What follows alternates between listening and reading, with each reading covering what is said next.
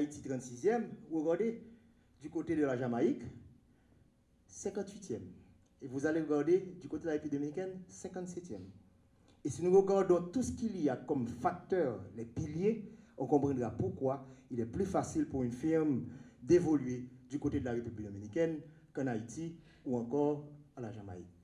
Donc voilà le tableau. On a retiré exactement le pilier du système financier. Et vous allez voir, crédit domestique au secteur privé, seulement 19,8% en Haïti. Jetons un coup d'œil rapidement pour la Jamaïque, 32,1%.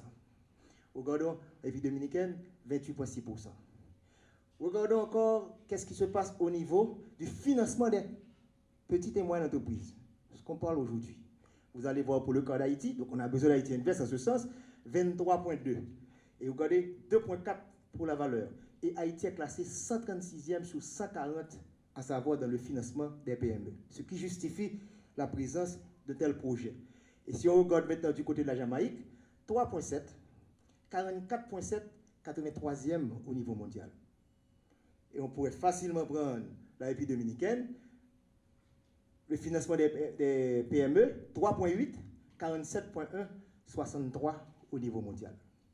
Donc je termine avec ce slide pour vous montrer, voilà Haïti, avec une population beaucoup plus grande que la République dominicaine, n'en parlons pas de la Jamaïque, et regardez les résultats.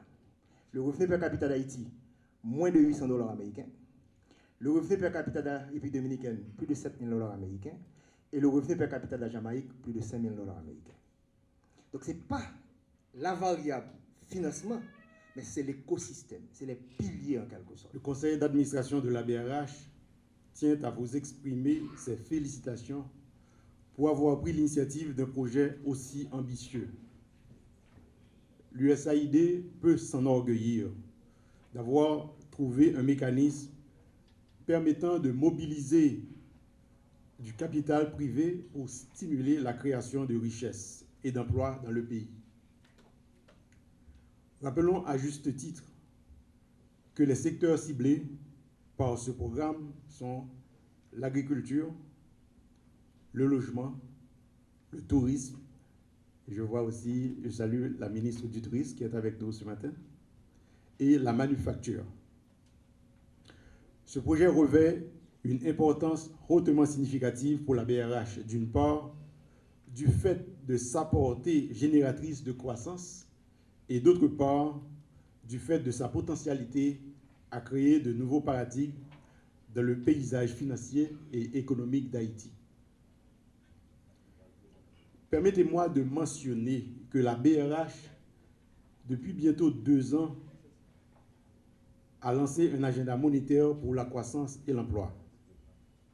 Il s'agit d'une vision nouvelle de la banque qui a pris forme à partir d'un ensemble de réflexions stratégiques avec un premier écho dans mon discours d'investiture le 31 août 2016 et à la lecture des données macroéconomiques au cours des 4 dernières années. Investir en Haïti contribue directement à la création d'emplois et de revenus, à l'élargissement de l'accès aux services de qualité tels que l'eau, l'électricité, la santé et les logements abordables, au renforcement de la résilience des communautés, des entreprises et des institutions, et à l'amélioration globale du niveau de vie du peuple haïtien.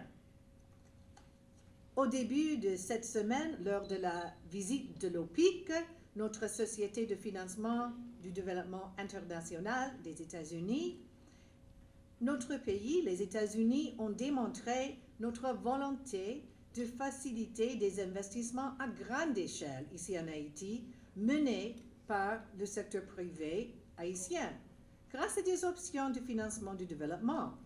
Et aujourd'hui, nous lançons un programme, une plateforme Haïti Invest qui témoigne de notre volonté d'élargir l'accès au crédit pour les entreprises haïtiennes. En Haïti, 90% de nouveaux emplois sont créés par voie de micro, petites et moyennes entreprises informelles pour la plupart. Et les défis à relever pour arriver à développer ces entreprises sont nombreux.